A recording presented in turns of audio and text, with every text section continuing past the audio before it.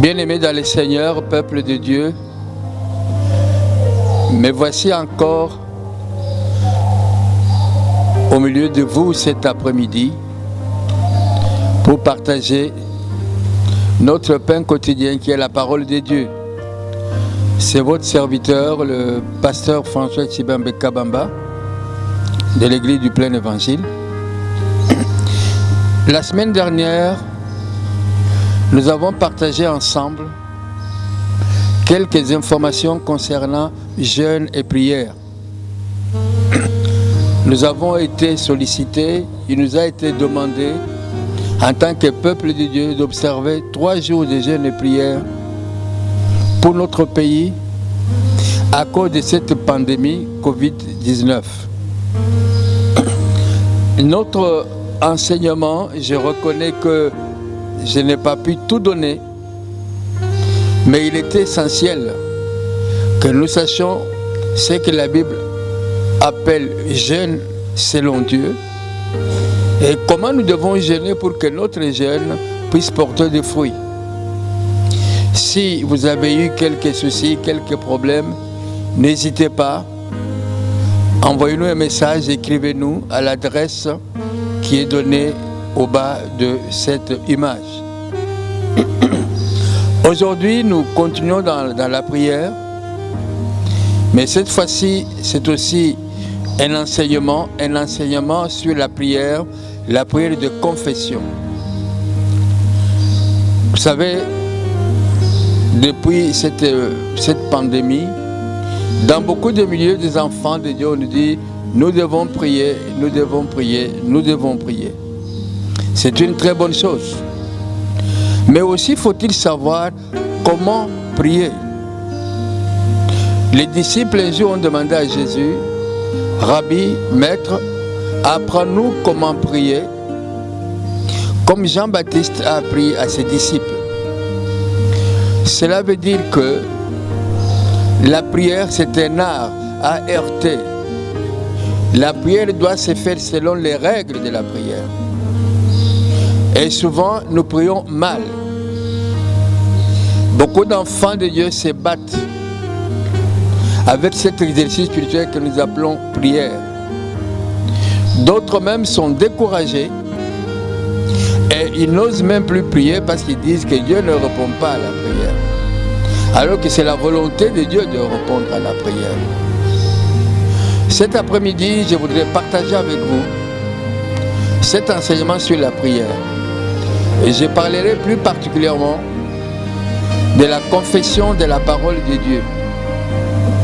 Car l'apôtre Paul nous dit dans le livre d'Éphésiens, faites en tout temps toutes sortes de prières.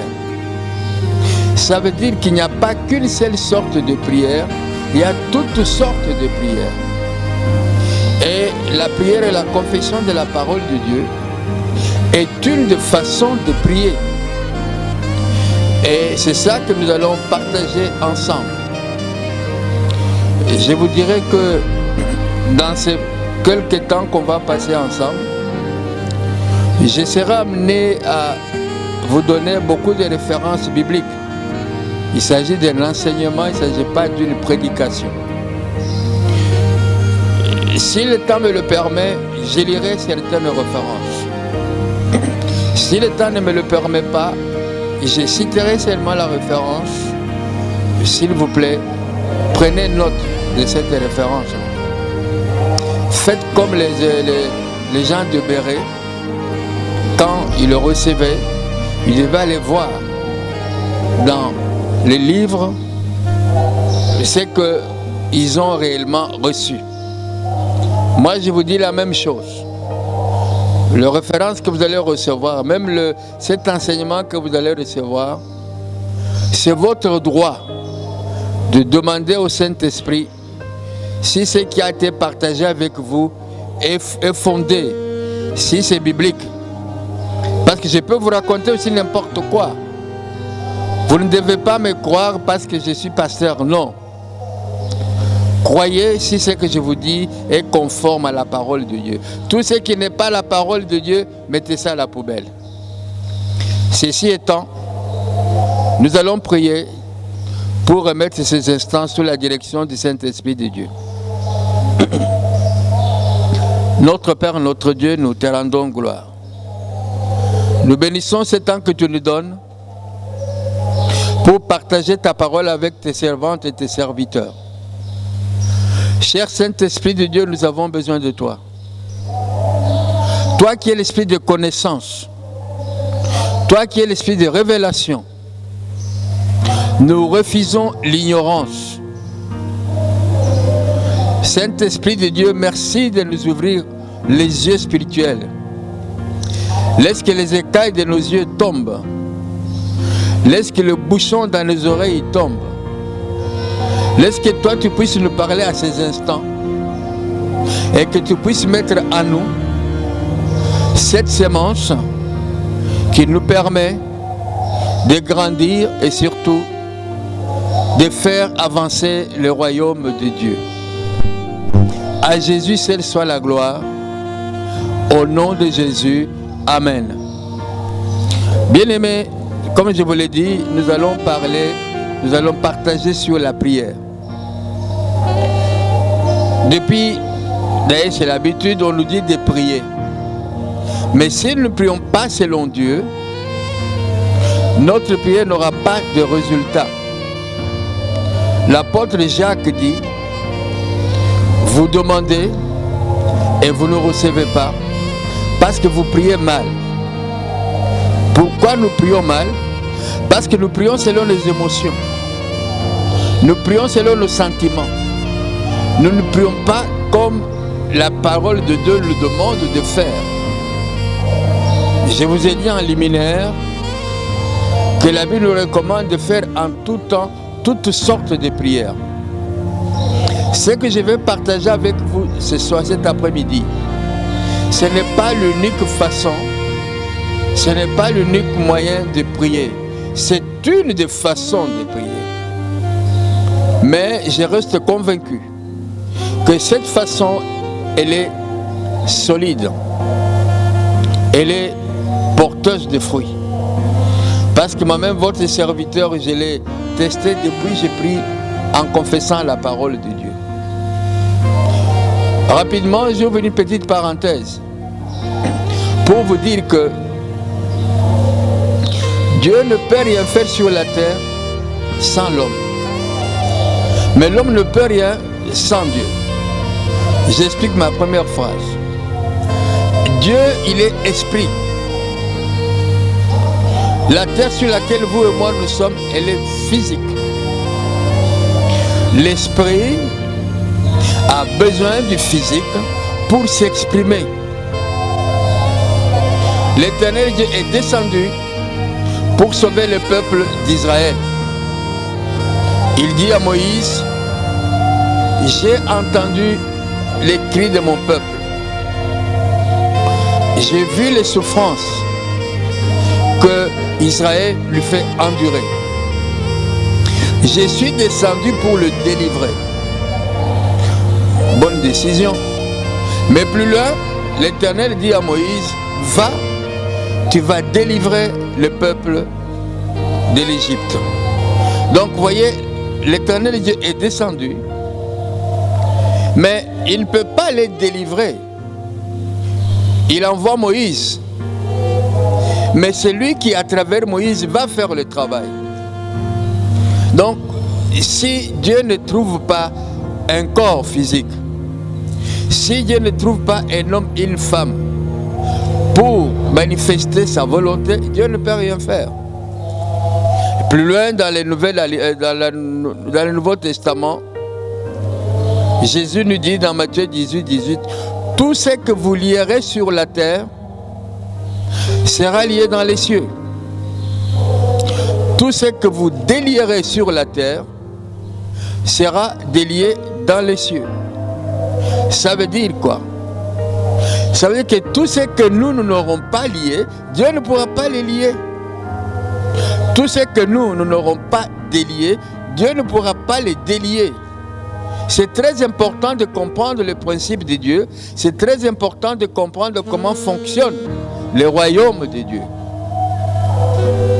Donc, Dieu a besoin de moi Et par ma prière, en fait, un résumé très terre à terre, la prière c'est quoi? La prière, c'est un visa que nous donnons à Dieu pour faire son travail sur terre. Tous nous connaissons ce que c'est un visa. Si vous n'avez pas de visa, vous ne pouvez pas aller dans un pays étranger. Dieu a besoin de notre visa. Et comment nous donnons le visa à Dieu? Par la prière. Dans Ézéchiel, il dit, je cherche un homme qui se tienne à la brèche. Cela ne veut pas dire que Dieu est incapable d'apporter le salut. Cela ne veut pas dire que Dieu est incapable d'apporter la solution. Non, Dieu a besoin d'un homme. Donc vous qui nous écoutez, je vous dis que vous êtes très important aux yeux de l'Éternel Dieu. Dieu a besoin de vous. Dieu a besoin de votre prière. Revenons à notre sujet qui nous intéresse cet après-midi. C'est la prière avec confession de la parole de Dieu. Je vais faire un effort pour donner le maximum. Mais si nous n'avons pas fini notre enseignement, prions que le Seigneur nous donne l'opportunité pour le terminer un jour. La confession de la parole de Dieu, en fait, c'est quoi une confession? Souvent, nous connaissons la confession de péché. C'est quoi la confession de péché? La confession de péché, c'est dire à Dieu ce que nous avons fait. En fait, quand nous confessons nos péchés à Dieu, quand nous nous repentons, nous ne devons pas nous limiter en disant « Père, pardonne mes péchés ». Non, ça c'est pas une confession. Confesser veut dire la même chose. Donc quand je confesse mon péché à Dieu, j'ai dit à Dieu ce que j'ai fait ou ce que j'avais fait. Éternel, je reconnais que j'ai volé. Je reconnais que j'ai commis l'impudicité. Je reconnais que je n'ai pas pardonné. Je reconnais que j'ai marché dans la compromission. Donc, dans la confession, j'avoue, je déclare à Dieu ce que j'ai fait. C'est ça, parce que confesser veut dire la même chose. Donc, il est très important que nous, les enfants de Dieu, quand nous parlons de confession, ça doit être une vraie confession. Il ne suffit pas d'aller devant l'Éternel et dire « Seigneur, pardonne mes péchés ». Quel péché il va pardonner? Je dois être précis. Je dois dire ce que j'ai fait. Alors, mais ici, il ne s'agit pas de la confession de péché, il s'agit de la confession de la parole de Dieu. Ça veut dire quoi? Ça veut dire que je mets la parole de Dieu dans ma bouche. J'ai fait de la parole de Dieu ma parole. Donc, la confession de la parole de Dieu, c'est très important dans notre vie spirituelle. Pourquoi? Parce que derrière la parole de Dieu, il y a la puissance. Il y a même la puissance et la volonté de Dieu. Nous allons voir ça tout à l'heure. La Bible définit la parole de Dieu comme l'épée de l'esprit. Donc, vous vous rendez compte? Quand vous confessez la parole de Dieu, ce n'est pas seulement une parole quelconque qui sort de votre bouche. Mais de votre bouche, c'est l'épée. Et tous nous savons ce que c'est l'épée. L'épée, c'est une arme. Et la Bible nous dit que c'est une épée à double tranchant. Bon, je ne vais pas m'arrêter sur les doubles tranchants, mais sachons que l'épée est utilisée dans un contexte de guerre. Le Seigneur avait appris à David comment manier la parole de Dieu, comment manier l'épée. Et le même Seigneur, de la même manière qu'il a enseigné à David, il nous enseigne aussi aujourd'hui comment utiliser l'épée contre l'ennemi dans les situations spirituelles et comment nous pouvons l'utiliser correctement pour que nous puissions remporter des victoires. Parce que en tant que l'épée de l'esprit, la parole de Dieu est capable de mettre la puissance et les obstacles que l'ennemi peut placer contre nous il peut le mettre en pièces. Si vous lisez dans le prophète Jérémie, chapitre 23, verset 29, je vous ai dit que je vous donnerai beaucoup de références bibliques, mais on n'a pas le temps de tout lire. Notez Jérémie, chapitre 23, verset 29. Alors, je disais que la parole de Dieu est très importante pour notre vie spirituelle. En fait, le christianisme est appelé parfois la grande confession. Avez-vous reçu le salut? Comment sommes-nous sauvés? Le salut s'obtient en confessant la parole de Dieu. La Bible dit, si tu confesses de ta bouche que Jésus est Seigneur. Donc, avec notre bouche, nous confessons la Seigneurie de Jésus-Christ. Si tu crois dans ton cœur que Dieu l'a ressuscité d'entre les morts, tu seras sauvé. Donc, prenons un peu cette équation. Il y a la bouche, il y a le cœur. La bouche confesse, ça veut dire la bouche dit, elle confesse quoi? Elle confesse la Seigneurie de Jésus. Mais ça ne doit pas seulement être la bouche qui confesse la Seigneurie de Jésus. Le cœur, mon cœur, doit croire à cette Seigneurie. En quelque sorte, ma bouche et mon cœur doivent être en accord. C'est comme pour vous qui avez fait l'algèbre. Moins avec moins donne plus. Plus avec plus donne moins. Mais si vous mettez moins avec plus, ça donne moins. Plus avec moins, ça donne moins.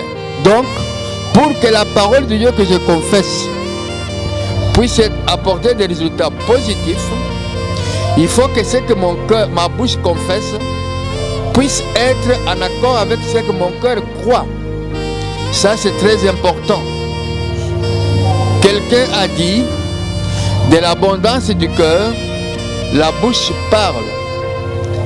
Et Psaume 45, verset 2. Là aussi, c'est une introduction assez capitale pour nous. Psaume 45, verset 2, en résumé, il est écrit: ma langue est la plume d'un habile écrivain. Un écrivain, tous nous savons qui est un écrivain. Pour écrire, il a besoin d'une plume.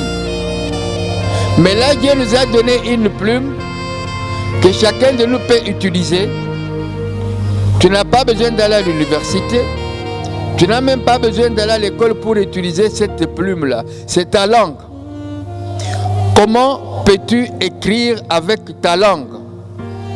Tu écris avec ta langue en disant ce que Dieu a dit. Quand nous étions à l'école primaire, nous avons appris la table de multiplication. On nous disait, il faut retenir ça par cœur. Comment est-ce qu'on retenait la table de multiplication par cœur? En répétant plusieurs fois la table de multiplication par 2, par 3, par 4. Plus nous le répétions, plus ce que nous disions demeurait dans notre cœur. Comment c'est arrivé dans notre cœur? Parce qu'avec la plume qui est la parole de Dieu, nous avons réussi à écrire sur notre cœur la table de multiplication. Voilà pourquoi il est écrit, il dit, notre langue c'est une plume d'un habile écrivain. De la même manière que nous avons fait pour la table de multiplication, de la même manière, il nous est recommandé de faire la même chose avec la parole de Dieu. Comme vous répétiez 2 fois 2, 2 fois 3, 2 fois 4, la même chose, vous répétez aussi les versets, vous répétez ce que Dieu dit de vous. Et plus vous le répétez, plus cela vient dans votre cœur. Regardez ce que Jésus nous enseigne encore. Comment prier en confessant, en déclarant ce qui est dans notre bouche. Il dit, dans Marc 11, 23, Jésus vient de maudire les figuiers. Il a parlé. Et ils sont partis, les disciples et lui. Le lendemain, la Bible dit, ils sont repassés par le même itinéraire. l'apôtre Paul, il voit les figuiers qui a séché. Il interpelle Jésus. Rabbi, voici les figuiers que tu as maudits hier, il a séché. Jésus, en fait, il a voulu repasser par là parce qu'il avait un message, un enseignement à donner à ses disciples et à toi et moi aujourd'hui. Il leur dit, ayez foi en Dieu. Ayez la foi de Dieu. Comment fonctionne la foi de Dieu? La foi de Dieu fonctionne par la parole. Quand Dieu dit quelque chose, il croit en ce qu'il dit et cela arrive. Quelqu'un a dit, il est celui qui appelle les choses qui ne sont pas comme si elles étaient. Donc quand Dieu appelle quelque chose, ces choses-là viennent à l'existence. Quand vous allez dans les livres de Genèse, vous allez voir la marche, le mode opératoire de Dieu. Dieu dit qu'il y ait des luminaires. Dieu dit que l'eau produise ceci. Dieu dit que la terre produise cela. Dieu a parlé. Quand Dieu a parlé, il n'a plus à se poser 36 questions. Il sait que ce qu'il a dit va arriver. Donc vous comprenez que dans la prière qui est la prière de la confession de la parole de Dieu, quand nous confessons la parole de Dieu, nous devons rester convaincus. Nous devons avoir l'assurance que ce que nous avons dit va arriver. Parce que ce que nous confessons n'est rien d'autre que la parole de Dieu. Alors dans ce passage, Jésus dit, si tu dis à cette montagne, ôte-toi de là, jette-toi dans la mer. Si tu ne doutes point dans ton cœur que ce que tu dis arrive, tu le verras s'accomplir. Bien-aimé, Romains chapitre 10, verset 9 et Marc 11, 23 sont des principes, sont des voies, sont un enseignement très puissant qui nous montre la puissance de la parole qui sort de notre bouche et l'importance de notre cœur, l'importance de la foi qui est en nous. Ces deux principes, ces deux enseignements nous montrent que notre cœur est relié à notre bouche. La bouche est un instrument de foi. La foi qui est dans notre cœur ne peut être manifestée que si nous la prononçons par notre bouche. Donc il est très important en passant de faire attention aux paroles qui sortent de votre bouche. Et dans cette façon de prier en confessant la parole de Dieu, vous ne pouvez pas confesser une chose et croire une autre chose. Il faut que ce que vous confessez soit conforme à ce que vous croyez. Le cœur doit être en accord avec votre bouche, comme votre bouche doit être en accord avec votre cœur. Donc la foi dans votre cœur est libérée par votre bouche. C'est très important. Autre chose, la parole de Dieu, elle est la volonté de Dieu. Il est très important d'avoir cela en esprit. Donc, la parole de Dieu, c'est la volonté de Dieu. Un exemple très, très banal. Quand quelqu'un nous quitte, quand quelqu'un meurt, cette personne, elle a la possibilité d'écrire ce que nous appelons un testament. C'est quoi un testament? Excusez-moi. C'est quoi un testament? Un testament est une parole. Mais cette parole, elle est écrite. Le défunt, il laisse sa parole, en fait, sa dernière volonté, pour dire à la famille, voilà comment sera la répartition de mon patrimoine quand je serai mort. Après sa mort, la famille va se réunir pour dire quelle était la volonté du défunt. Et où est-ce qu'on va voir cette volonté? Cette volonté, on va la trouver écrite dans le testament. Donc on dira, les frères, le papa, la tante, peu importe la relation familiale, Voilà sa volonté, voilà ce qu'il avait dit avant de mourir. Donc, nous sommes d'accord, vous et moi, que ce que ce monsieur ou cette dame a mis par écrit, c'est la traduction de sa volonté. Passons maintenant sur le plan spirituel. Notre Dieu aussi a mis par écrit sa volonté. Sa volonté est exprimée dans sa parole. Vous comprendrez maintenant pourquoi il est important, mon frère, ma soeur, que vous soyez une personne qui lisait, qui méditait, qui confessait la parole de Dieu. Parce que quand vous lisez la parole de Dieu, vous êtes en train de lire la volonté de Dieu. Quand vous lisez la parole de Dieu, vous êtes en train de prendre connaissance de la volonté de Dieu. Et beaucoup de fois, on se dit, mais je ne connais pas la volonté de Dieu. Mais la volonté de Dieu est dans sa parole, la Bible. Comment vous connaîtrez la volonté de Dieu? Mais en lisant la parole. Comment la famille va-t-elle connaître la volonté du défunt? Mais en lisant le testament qu'il a laissé.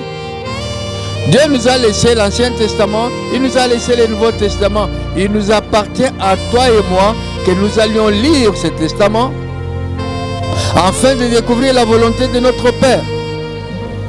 Ça, c'est très important. Donc, nous voyons que quand nous confessons la parole de Dieu, nous sommes en train de confesser la volonté de Dieu. Et ma Bible qui est comme la vôtre dit, si nous prions selon sa volonté. Si nous prions selon sa volonté, nous avons cette assurance qu'il nous écoute. Ma soeur, mon frère, pourquoi vous voulez prier de la manière que Dieu ne vous écoute pas? Parce que la Bible est claire. Si nous prions selon sa volonté, nous avons cette assurance, cette conviction que Dieu nous écoute. Pourquoi? Parce que c'est la volonté de Dieu. Et Proverbe chapitre 18, verset 21, un verset que beaucoup d'entre vous connaissent. Ce verset dit, la vie et la mort sont au pouvoir de la langue. Ça veut dire que votre langue, elle est capable de vous donner la vie, elle est capable de vous donner la mort. Comment? Tout dépend de ce que vous dites. Si tout au long de la journée, vous confessez des choses négatives, ne vous étonnez pas que ces choses-là vont vous arriver. Par contre, si vous confessez des choses positives, ces choses-là vont vous arriver aussi. Donc c'est pour vous dire que les paroles qui sortent de notre bouche, les gens du monde ont l'habitude de dire les paroles s'envolent. Malheureusement, moi je m'inscris en faux. Les paroles ne s'envolent pas. Les paroles font quelque chose. Alors, dans Colossiens chapitre 4, Colossiens chapitre... Vous pouvez noter cela. On n'a pas le temps de lire. Alors, plus loin encore, le prophète Ésaïe nous montre comment nous pouvons expérimenter la puissance de la parole de Dieu. Ésaïe 55, 28. Il dit, toute parole de Dieu, quand elle sort, et comment la parole de Dieu peut sortir? Elle sort quand nous l'utilisons, quand nous la libérons par notre langue. Il dit la parole de Dieu, quand elle sort, elle ne peut pas rentrer vide. Vous devez savoir que quand la parole de Dieu est libérée, elle n'est pas partie pour mourir dans le désert. Non. Souffrez que je lis ces versets-là pour que nous comprenions ce qui arrive quand nous libérons la parole de Dieu de notre bouche. Ésaïe dit ceci, Ésaïe 55, verset 8. Mes pensées, dit l'Éternel, ne sont pas vos pensées, mais nous avons la pluie. Mais sachez que l'eau qui tombe de là-haut, quand elle arrive sur terre, un jour, elle va rentrer d'où elle est venue. Je n'entre pas dans le détail. Elle peut s'évaporer, même si elle s'infiltre, elle va trouver des nappes d'eau, elle peut se trouver un jour dans notre majestueux fleuve Congo, et elle peut aussi s'évaporer. Donc, il y a un cycle, il y a un mouvement. L'eau ne tombe pas pour rester sur terre. Elle tombe quand elle arrive sur terre, elle remplit une mission, et puis elle va rentrer d'où elle est venue. Et le prophète nous dit, il en est de même de la parole de Dieu. La parole de Dieu, quand elle est libérée, nous sommes au verset 10, verset 11, ainsi en est-il de ma parole qui sort de ma bouche. Elle ne retourne point en moi sans effet. Donc, quand vous confessez la parole de Dieu ne sort pas sans effet. Bien sûr, il faut que vous le fassiez dans la foi. Il faut le faire dans la foi. Donc, elle ne retourne pas chez moi sans effet, dit l'Éternel. Et nous voyons, nous avons vu dans Jérémie 29, c'était Jérémie 23, verset 29, mais Jérémie dans chapitre 29, verset 11, il dit, j'ai formé sur vous, dit l'Éternel, projet de paix et non de malheur, afin de vous donner un avenir et de l'espérance. Donc, les paroles de Dieu sont des paroles de bonheur, de paix, de l'espérance. Elles ne sont pas comme nous, les paroles des hommes. Donc vous voyez quel intérêt nous avons, de connaître la parole de Dieu, de proclamer la parole de Dieu, de prier la parole de Dieu. Ça c'est très très important. Alors, pour revenir à notre Marc qu'on a lu tout à l'heure, on a dit, Jésus après qu'il ait maudit les figuiers, il a dit, si tu dis à cette montagne, là, c'est une prière, mais c'est une déclaration. C'est un décret. Je décrète, je déclare, je commande. Donc, quand la Bible nous dit, faites en tout temps toutes sortes de prières, il est important que nous sachions qu'il existe aussi des prières de déclaration. Il existe des prières de confession. Et dans ces prières-là, de confession et de déclaration, nous verrons par la suite, il y a des éléments très importants. C'est la puissance et l'autorité avec laquelle j'accompagne ma confession, avec laquelle j'accompagne ma déclaration. Mais nous verrons ça plus tard. On dit, la bouche et le cœur sont connectés. Non seulement ils sont connectés, le cœur, si tu crois dans ton cœur, j'ai la foi dans mon cœur, mais cette foi, je dois la libérer par ma bouche, en confessant, en disant ce que Dieu dit. Et là, nous avons encore un encouragement qui nous est donné par l'Éternel, notre Dieu lui-même. Dans Jérémie chapitre 1, verset 12, je veille sur ma parole. Alléluia. Dieu, c'est un veilleur. Alléluia. Dieu, c'est un veilleur. Un veilleur, c'est quelqu'un qui ne dort pas. Il veille sur sa parole pour la voir s'accomplir. C'est très important. Alors, Ésaïe 65, c'est un verset qui doit nous encourager parce que vous qui avez prié, vous qui n'avez pas vu de résultats ni de fruits de vos prières, vous qui êtes maintenant découragés et que vous n'avez plus envie de prier, vous qui vous condamnez en disant Dieu n'entend pas, Dieu n'exauce pas ma prière, Dieu ne veut pas subvenir à mes besoins. Laissez-moi vous dire que ce n'est pas ce que Dieu dit dans sa parole. Ce n'est pas ce que Dieu déclare dans sa parole. Dans Ésaïe 65, l'Éternel dit ceci. Avant qu'il ne m'invoque, je répondrai. Avant qu'ils aient cessé de parler, j'exaucerai. Donc, vous voyez, l'Éternel Dieu nous dit, avant même que tu t'aies mis à genoux pour l'invoquer, l'Éternel Dieu a déjà, oh Seigneur, est prêt à répondre. La suite du verset dit, avant qu'ils aient cessé de parler, j'exaucerai. C'est très important de savoir que Dieu n'attend que nous pour que nous puissions voir se manifester sa volonté dans notre vie. J'ai pour vous des projets de bonheur et non de malheur. Mais ces projets ne peuvent pas se manifester dans notre vie si vous et moi, mon frère, ma soeur, nous n'allons pas frapper à la porte de Dieu. Et comment nous allons frapper à la porte de Dieu? En confessant la parole de Dieu, en proclamant la parole de Dieu. Nous avons vu que la parole de Dieu, c'est la volonté de Dieu. Parce que c'est la volonté de Dieu, quand je confesse la volonté de Dieu, j'ai cette assurance que l'Éternel Dieu m'entend. Très important. Très important. Alors, encore deux références. Première Pierre chapitre 3. Première Pierre chapitre 3. Nous lirons au verset 12.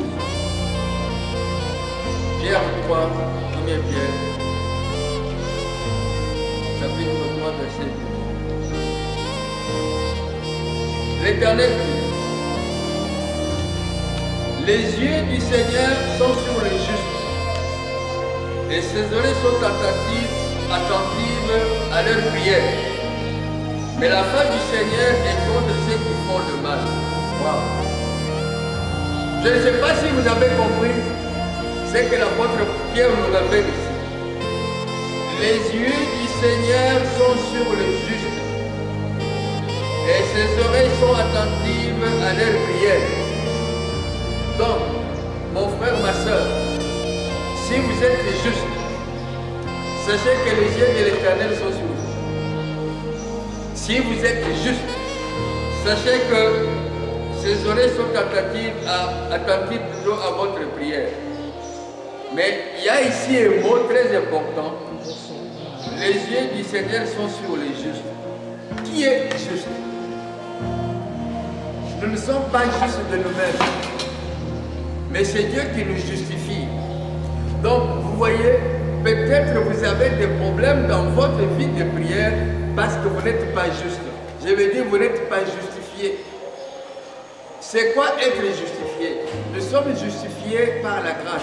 Nous sommes justifiés par la résurrection de notre Seigneur Jésus-Christ. Nous sommes justifiés quand nous confessons nos péchés et que nous les abandonnons et que nous demandons la purification par le sang de Jésus. Dieu nous justifie. La Bible dit, notre Dieu ne se lasse point de pardonner. Donc, vous comprendrez très bien que si je suis dans le péché, si je vis dans la compromission, si je vis dans l'impudicité, si ma vie n'est pas agréable devant Dieu, Dieu ne peut pas exaucer mes prières. C'est comme je vous ai dit en liminaire, la prière, c'est un art. Nous devons savoir comment nous approcher de Dieu. Nous ne pouvons pas aller devant Dieu comme si on allait voir un copain. Non. Il est le souverain. Il est le maître de toutes choses. Mais il nous assure ici que ses yeux sont sur les justes et ses oreilles sont attentives à leurs prières. Mais la face du Seigneur est contre ceux qui font le mal. Donc, si vous êtes parmi les personnes qui font le mal, ou si le mal est en vous, la première chose de faire avant d'aller prier, c'est d'aller demander pardon pour le mal que vous avez fait. Sinon, Dieu n'entend pas votre prière. Sinon, Dieu ne va pas exaucer votre prière. Sinon, Dieu va détourner sa face de vous. Voilà des choses que nous devons connaître si nous voulons que nos prières portent des fruits. Jacques chapitre 5, verset 16.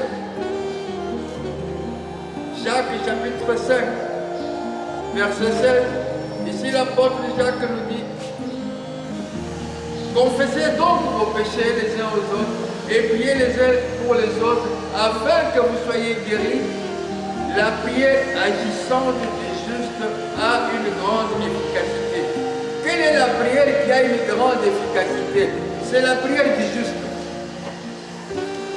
Toutes les prières n'ont pas d'efficacité. Seule la prière des justes a une grande efficacité. Donc, vous voulez que votre prière soit efficace, mon frère, ma soeur? Allez chercher la justification en vous confessant auprès de l'Éternel, notre Dieu. Alors, ici encore, je vous donne 1 Thessaloniciens 5, 17, on ne lit pas. Psaume 65, verset 3. Psaume 65, verset 3. Vraiment, j'insiste sur ces écrits, c'est pour vous dire que nous ne sommes pas dans une prédication, nous sommes dans un enseignement. Et l'enseignement doit être basé sur la parole de Dieu. Ce n'est pas moi qui suis la parole de Dieu c'est la Bible. Donc tout ce que nous faisons doit être conforme à ce qui est écrit. Il est écrit. Psaume 65, verset 3. Que nous dit le psalmiste dans ces passages. Psaume 65, verset 3. Il est écrit ceci.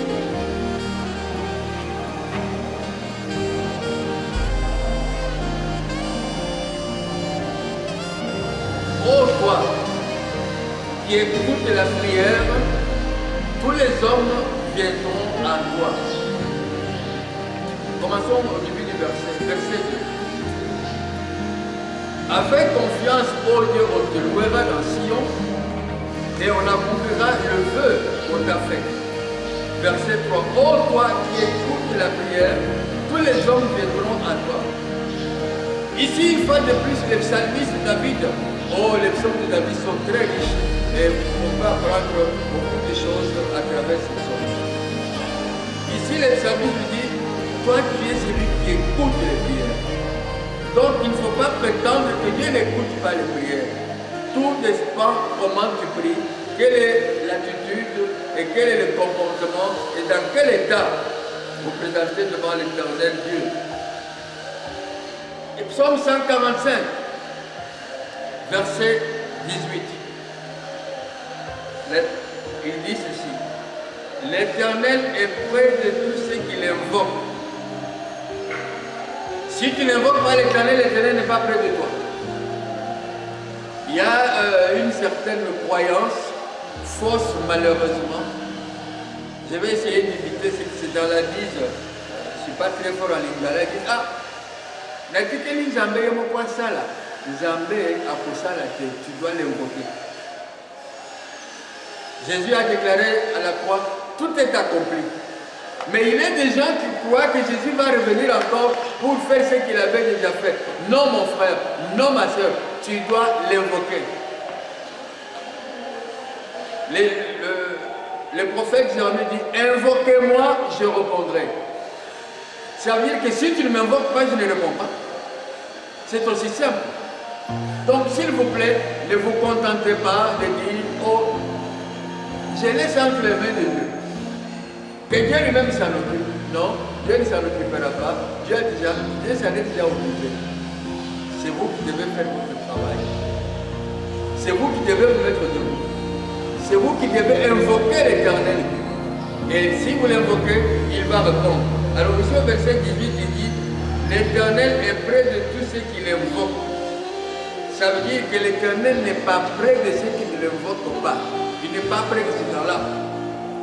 Le verset n'est pas terminé parce qu'il termine par une virgule. De tous ceux qui l'invoquent avec sincérité.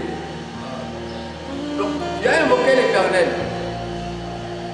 Pourquoi il n'est pas près de toi? Il dit, il est près de tous ceux qui l'invoquent avec sincérité. Est-ce que tu es sincère quand tu l'invoques? Voilà pourquoi l'Esprit Seigneur m'a mis à cœur que nous puissions ensemble revoir certains passages bibliques pour que nous sachions pourquoi nos prières restent infructueuses. Parce que la prière est ténèbre. L'art, ça s'apprend. Si tu n'as pas appris comment faire ça, mon frère, ma soeur, Dieu est amour. Mais il y a la parole de Dieu. Dans son amour, il dit qu'il t'aime, mais il ne peut pas faire quelque chose qui transgresserait sa propre parole. Donc, si tu veux que Dieu marche avec toi, tu dois l'évoquer d'un cœur sincère, comme nous venons de le voir tout à l'heure. Et restons toujours dans le livre de Psaume, Psaume 102. Psaume 102, écoutons ce qu'il nous dit encore, Psaume 102, verset 18.